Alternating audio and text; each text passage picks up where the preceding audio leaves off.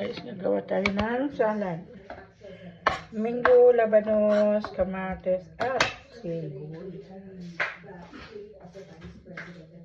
Ito yung sibuyas.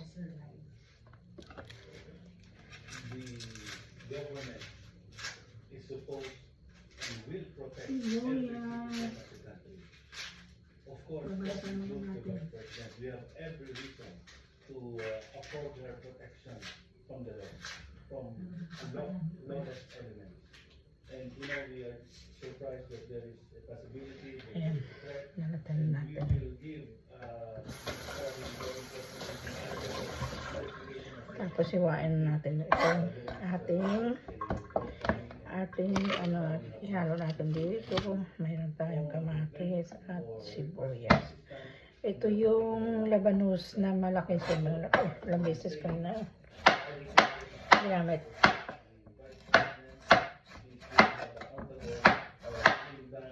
Diba? So, ilan natin ng manipis. Bakang pigaan natin sa asin. Para matanggal yung pagka-hangin niya.